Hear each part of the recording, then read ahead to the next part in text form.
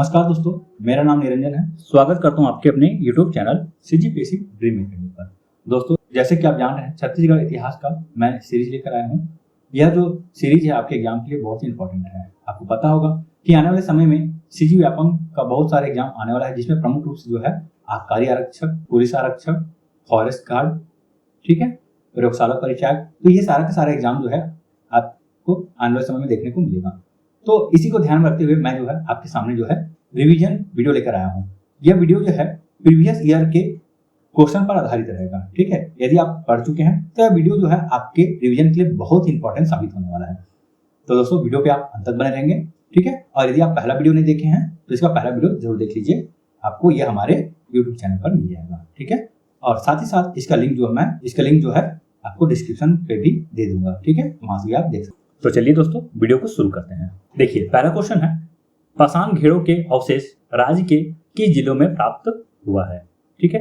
देखिए, वीडियो को देखने से पहले आप इसका पहला वीडियो भी जरूर देख लीजिएगा, क्योंकि वहां से भी आपको कुछ ना कुछ नॉलेज जरूर मिलेगा। और वहां से तो आप पहले वीडियो को देखने के बाद यदि आप दूसरे वीडियो को देखते हैं ना, तो आपको और ज्यादा चीजें समझ में आएगा, क्योंकि मैंने पहले वीडियो में भी बहुत कुछ बताया हूँ, ठीक है। तो देखिए, इसका जो सही उत्तर हो जाएगा ऑप्शन नंबर डी, बालोद। तो देखिए, बालोद जिला में जो है पाषाण घेरे के अवशेष जो है मुख्य रूप से प्राप्त हुए हैं। और यदि हम पाषाण घेरे के साक्ष्य के रूप में देखते हैं तो इस क्षेत्र के जो है करका भाटा, करीभदर, चिरचारी, सोरर और अर्जुनी, तो ये जो क्षेत्र है जहां पे हम मुख्य रूप से जो है पाषाण घेरे के अवशेष जो है देखते हैं, ठीक है। तो चलिए अगला क्वेश्चन देखिए, करीभदर, चिरचारी व सोरर किस जिले में स्थित है? तो करीभदर, चिरचारी व सोरर जो है बालोद जिले में स्थित है, अभी मैंने आपको बताया। अगला क्वेश्चन देखिए, लाल रंग का छिपकली, घड़ियाल तथा सांभर किस प्रशांतकालीन स्थल में बनाया गया है? तो लाल रंग का छिपकली, घड़ियाल और सांभर जो है ये जो है काबरा पहाड़ में बनाया गया है। मैंने पिछले वीडियो में इसके बारे से काफी डिटेल्स दिया हुआ है, ठीक है, आप जरूर देखिए उसको। तो इसका सही उत्तर हो जाएगा ऑप्शन नंबर ए, काबरा पहाड़। यदि हम काबरा पहाड़ की बात करते हैं तो देखिए, ये पाषाणकालीन स्थल है। आपको पता ही होगा कि पाषाण काल को जो है 4 भागों में बांटा गया है। पहला जो है पूर्व पाषाण काल, दूसरा मध्य पाषाण काल, तीसरा उत्तर पाषाण काल और चौथा जो है नव पाषाण काल है। तो काबरा पहाड़ जो है ये मध्य पाषाण काल से संबंधित है, ठीक है। देखिए, यदि हम काबरा पहाड़ की बात करते हैं दोस्तों, तो काबरा पहाड़ जो है रायगढ़ जिला में है और इसके शोधकर्ता जो है अमरनाथ दत्त हैं, ठीक है।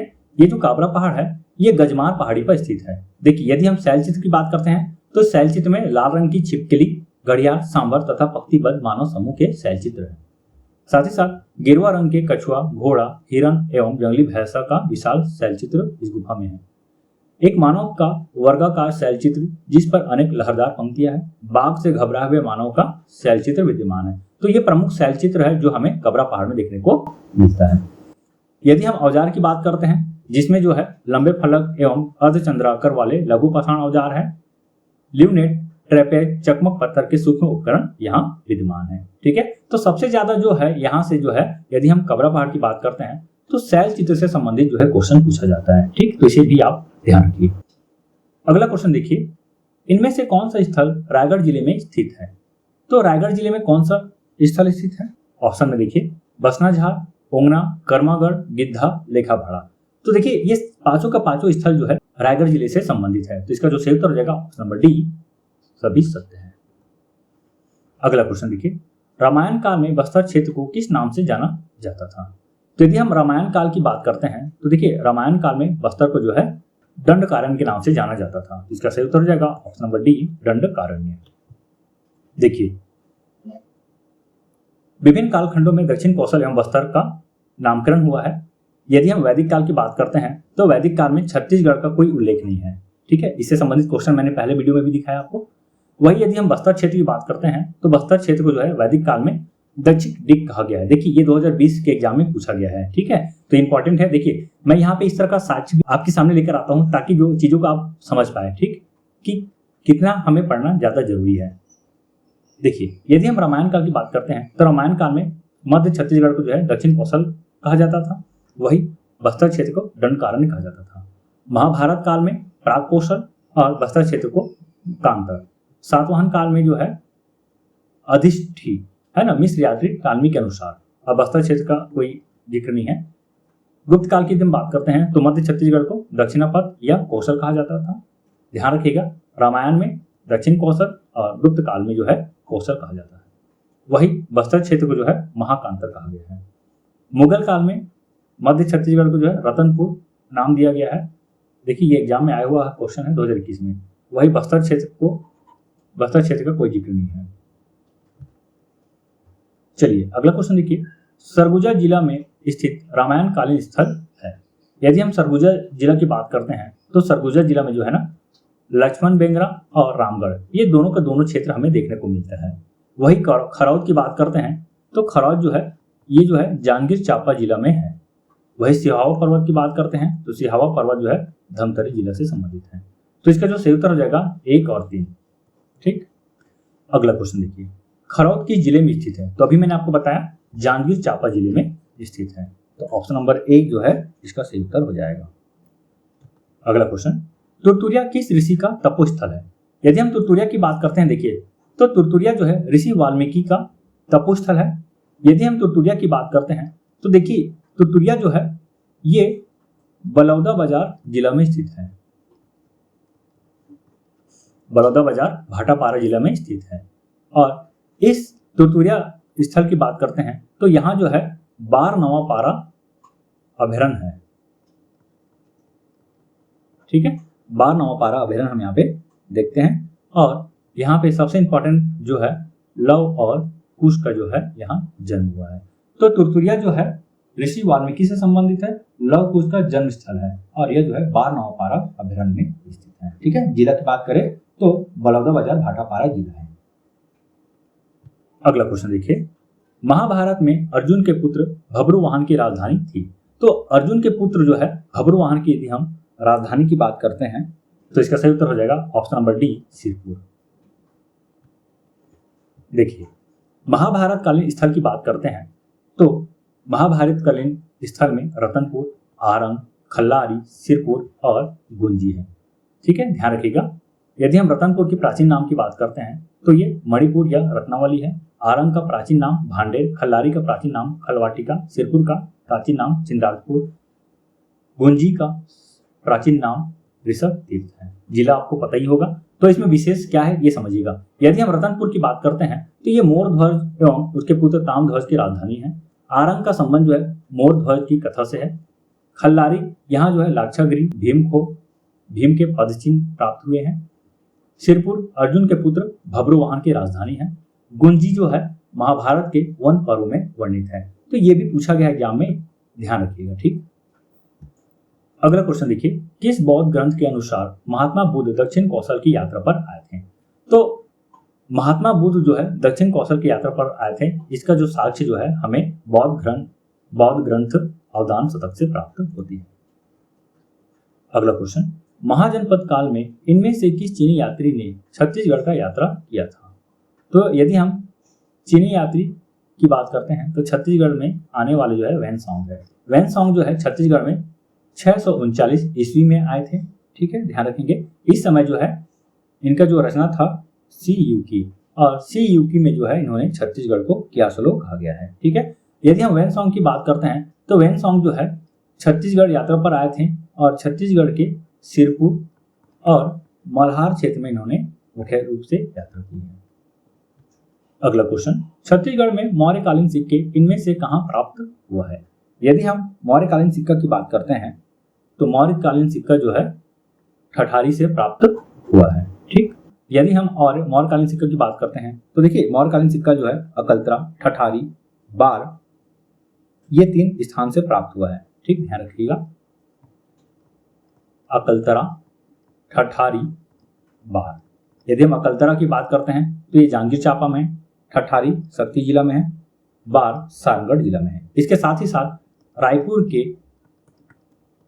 आरंग, तारापुर और उड़ेला में हम जो है संपीड़ित मुद्रा देखते हैं। कैसे मुद्रा देखते हैं? संपीड़ित मुद्रा। चलिए अगला क्वेश्चन देखिए, जोगीमारा की गुफा में मिला लेख किस भाषा में लिखा गया है? तो जोगीमारा की गुफा में जो लेख मिला है वो पाली भाषा से संबंधित है। ठीक है, तो इसका सही उत्तर हो जाएगा ऑप्शन नंबर डी, पाली। यदि हम लेख की बात करते हैं तो देखिए यहाँ जो लेख जो हमें प्राप्त हुआ है, देवदासी सुतनुका और राजा जो है देवदत्त का प्रणय गाथा का वर्णन हमें यहाँ पे देखने को मिलता है। ठीक है, ध्यान रखिएगा। यदि हम जोगीमारा गुफा की बात करते हैं तो ये जो जोगीमारा गुफा जो है ये रामगढ़ की पहाड़ी पर स्थित है। ठीक है, तो जोगीमारा की गुफा जो है ये मौर्यकालीन साक्ष्य है। ठीक, इसे भी आप याद रख लीजिएगा। चलिए अगला क्वेश्चन देखिए, देवदासी सुतनुका एवं नर्तक देवदत्त के प्रणय गाथा का वर्णन किस गुफा में है? तो अभी मैंने आपको बताया जोगीमारा की गुफा।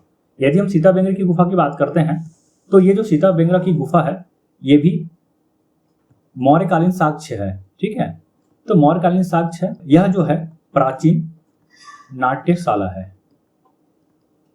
ठीक है, तो इसको भी आप ध्यान रखिए। अगला क्वेश्चन, सातवाहन कालीन कास्ट स्तंभ किस स्थल से प्राप्त हुआ है? यदि हम सातवाहन कालीन कास्ट स्तंभ की बात करते हैं तो ये किरारी से प्राप्त हुआ है। देखिए हम प्रमुख साक्ष्य की बात करते हैं तो किरारी से जो है हमें कास्ट स्तंभ लेख प्राप्त हुआ है। आप देख सकते हैं यहाँ पे किरारी है। किरारी कहाँ पड़ता है दोस्तों? तो किरारी जो है ये जो है शक्ति जिला में पड़ता है। वही गुंजी शिला लेख है।